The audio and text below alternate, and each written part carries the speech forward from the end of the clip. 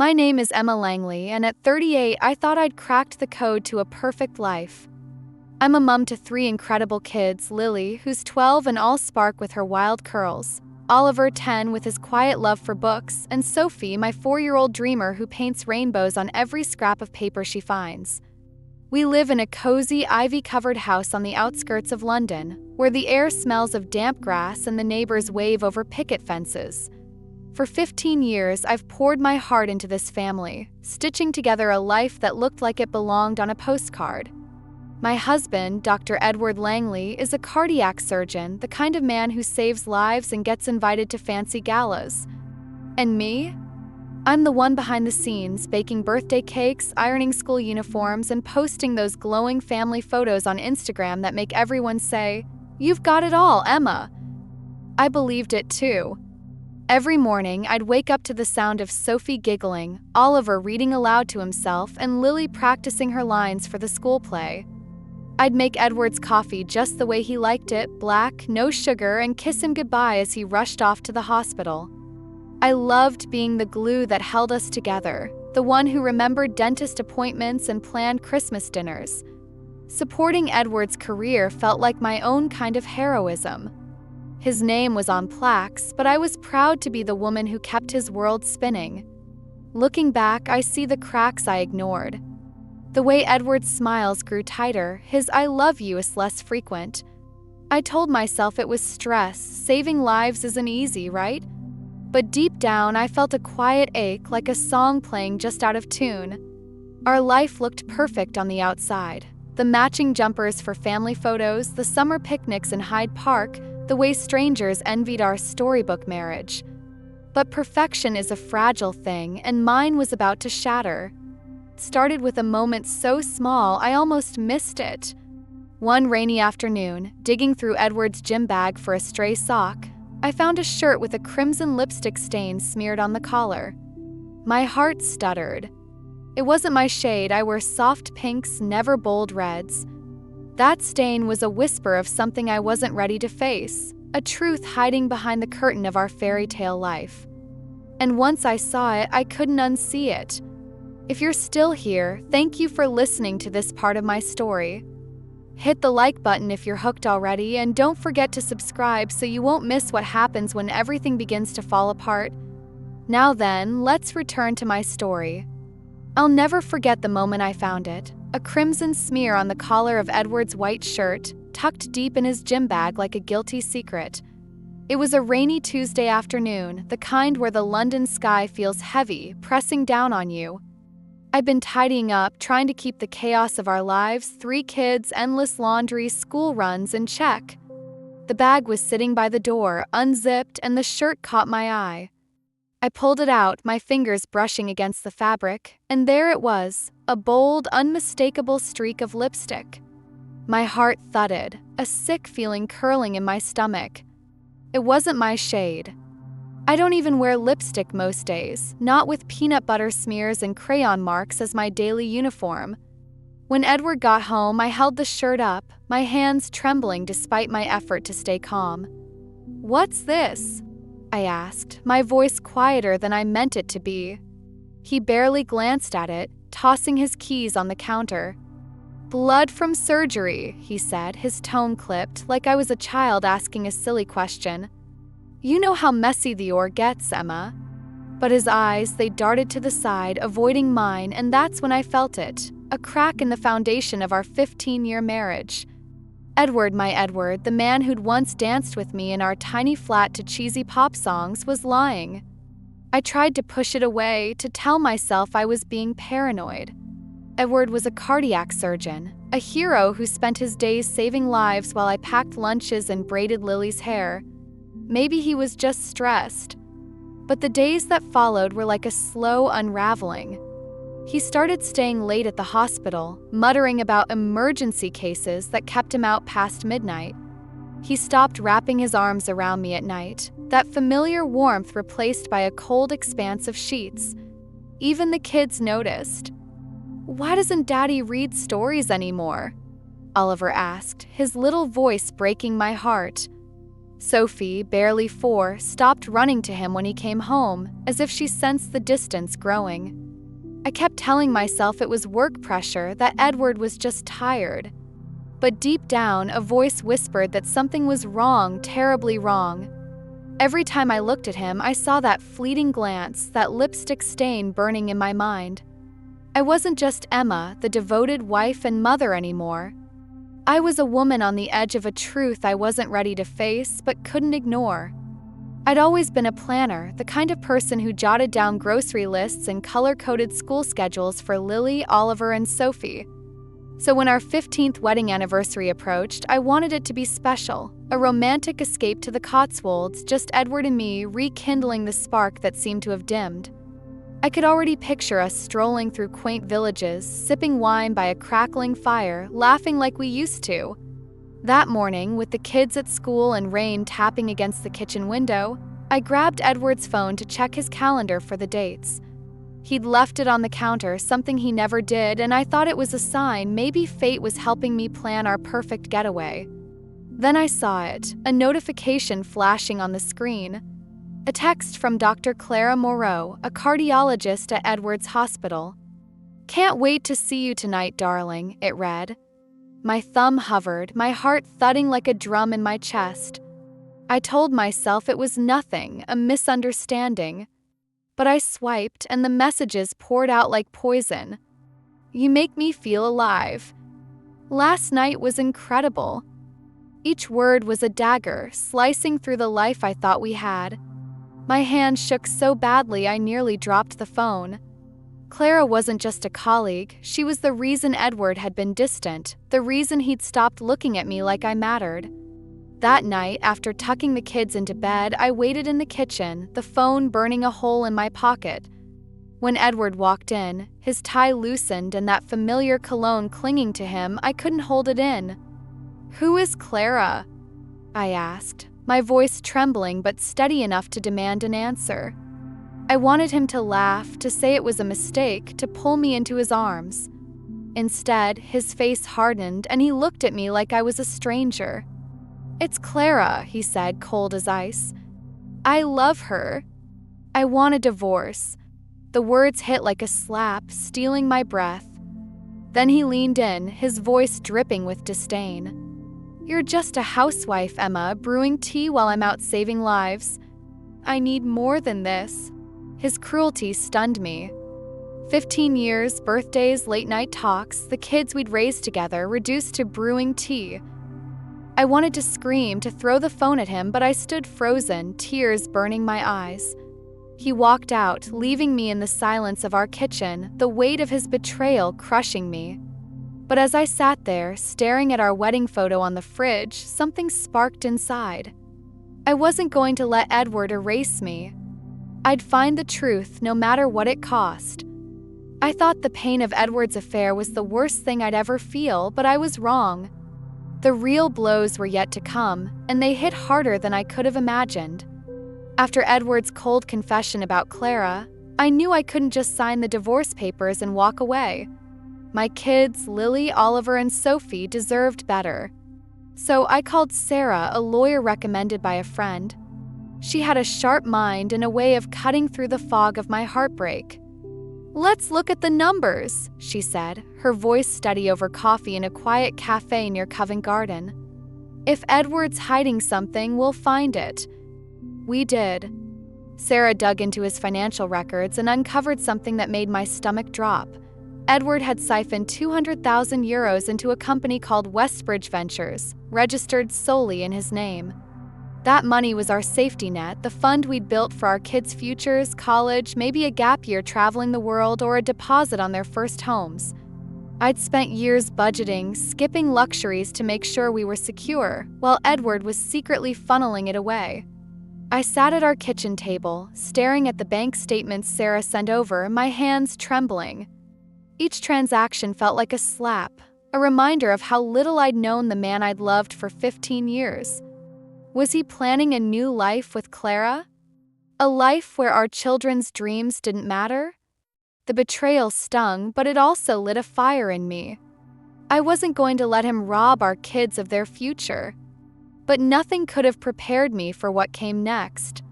A few days later, I met Henry Walsh, an old colleague of Edward's, at a small patisserie in Bloomsbury. Henry was the kind of man who always remembered Lily's love for ballet or Oliver's obsession with dinosaurs. His hands fidgeted with his coffee cup as he leaned forward, his voice barely above a whisper. "Emma, there's something you need to know about the IVF process you and Edward went through." My heart thudded. We'd turned to IVF for all 3 kids after years of struggling to conceive. It had been a journey of hope, tears, and joy when I held each of them for the first time. But Henry's next words shattered that memory.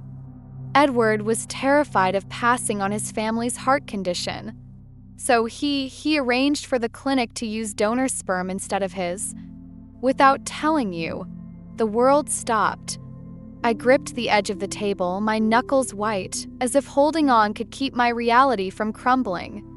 Lily with her bright blue eyes, Oliver who loved to draw, Sophie who'd curl up in my lap during thunderstorms.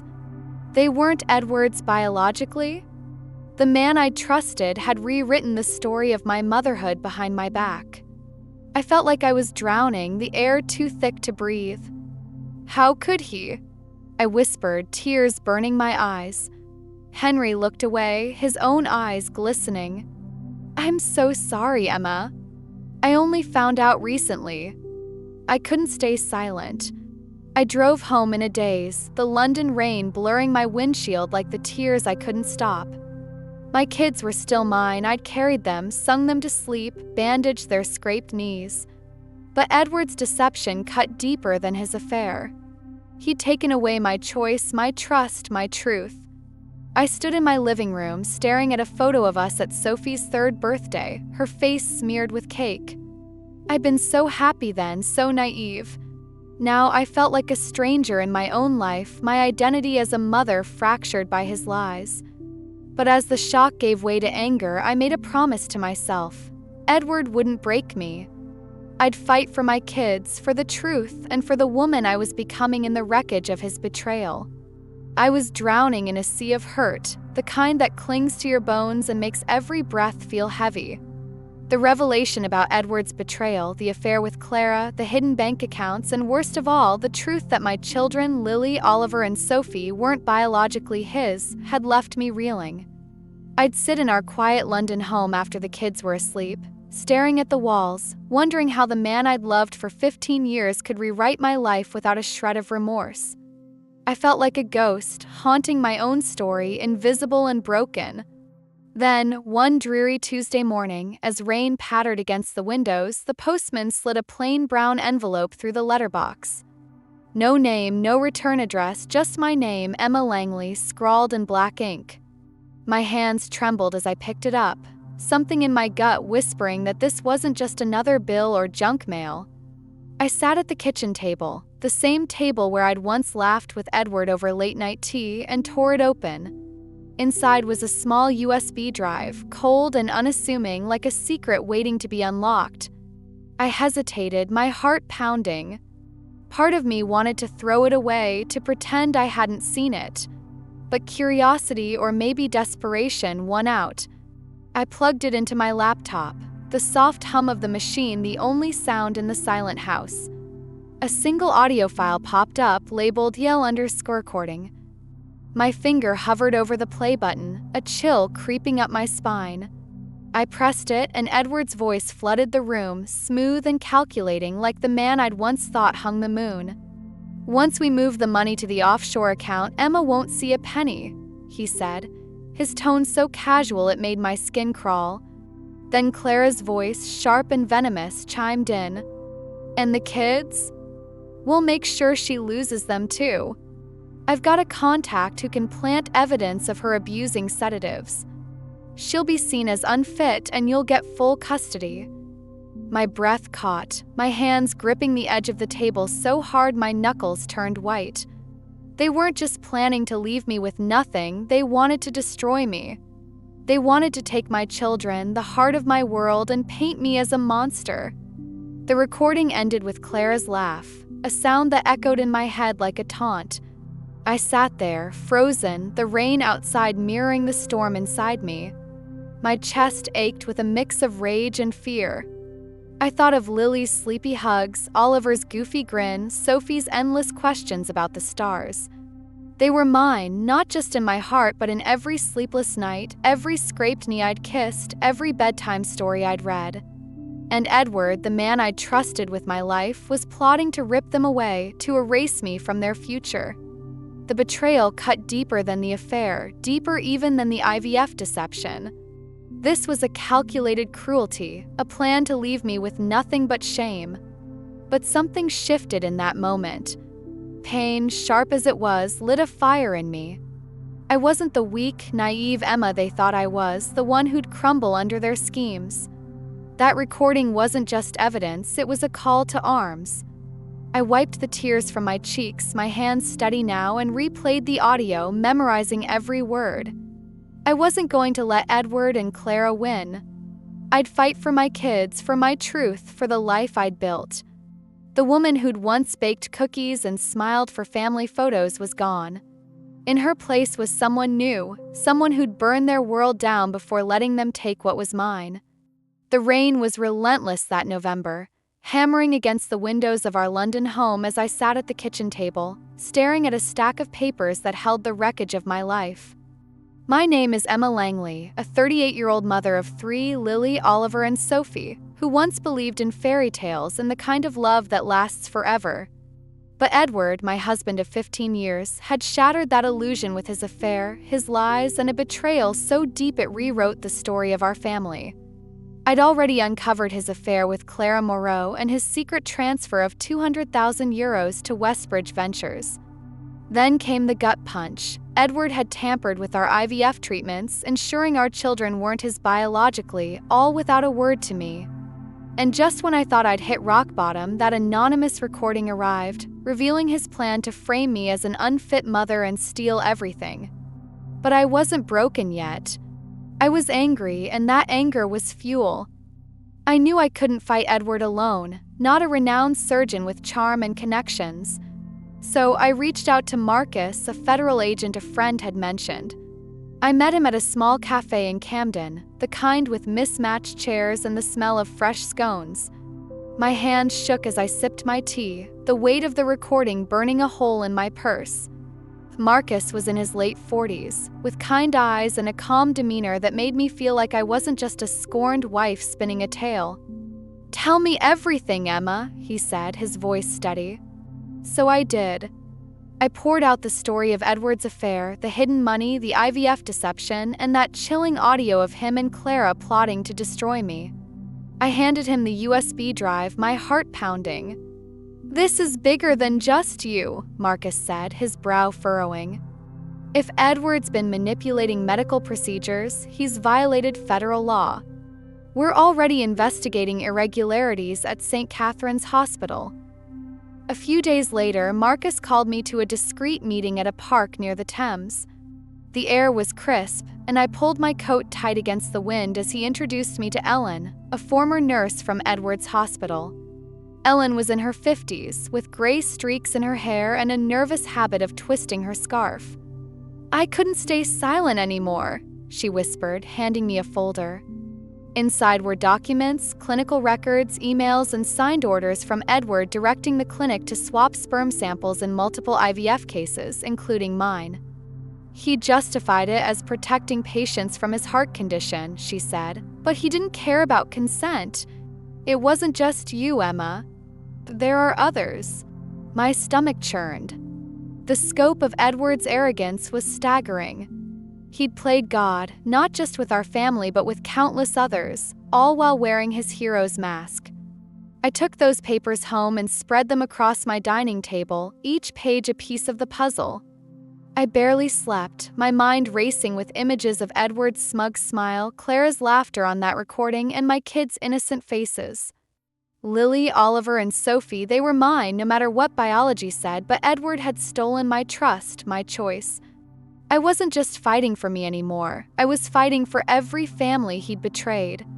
With Marcus's guidance, I organized the evidence: bank records, text messages, the IVF documents, and that damning audio. Sarah, my lawyer, called it airtight. Every night after kissing my kids goodnight, I'd sit with those files, my anger hardening into resolve. Edward thought he could erase me, but I was building a case that would unravel his world. The gala was coming, and I'd be ready. The hospital gala was a glittering affair, all chandeliers and champagne flutes, the kind of night where everyone in London's medical elite preened like peacocks. I stood in the back of the ballroom, my black dress clinging to me like armor, my heart pounding so loud I swore it could drown out the string quartet. Edward was up on the stage, his tailored suit catching the light, his smile as polished as the lies he'd fed me for years. The crowd clapped wildly as he accepted an award for excellence in cardiac surgery. He basked in it, his eyes glinting with the arrogance of a man who thought he was untouchable. I wanted to scream, to tear that smug look off his face, but I held my ground. Tonight wasn't about outbursts, it was about justice. For weeks, I'd been a ghost in my own life, piecing together Edward's betrayals. The affair with Clara Moreau, the €200,000 he'd funneled into Westbridge Ventures, the IVF deception that meant my children, Lily, Oliver, and Sophie, weren't his biologically. The worst was that recording, the one sent to me in a plain envelope, where Edward and Clara plotted to frame me as an unfit mother, to steal my kids and leave me with nothing. Every word of it had burned into my soul, but it also lit a fire in me. I wasn't the housewife he mocked anymore. I was Emma Langley, and I was done being invisible. Before the gala, I'd sent everything to the hospital board and Marcus, the federal agent who'd become my ally. Texts between Edward and Clara, dripping with betrayal. The bank records showing his financial games. The IVF documents proving he'd tampered with lives, not just mine. And that recording, God, that recording, his voice scheming to ruin me. I'd packaged it all like a grenade and lobbed it into their world.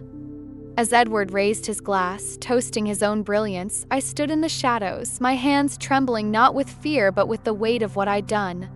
He had no idea the ground was crumbling beneath him. The next morning, as dawn broke over London's grey skyline, Edward was still drunk on his victory, probably tangled in Clara's arms at some fancy hotel. But when he stepped into the lobby, federal agents were waiting. I wasn't there to see it, but Marcus told me later. They read the charges, fraud, medical malpractice, conspiracy to defame as the cuffs clicked shut. Edward's face went pale, his empire of lies collapsing in seconds. The board stripped him of his title, his reputation shattered like glass. I was at home, sipping tea, holding my kids close, feeling the first spark of freedom. I'd lost a marriage, but I'd won back my life.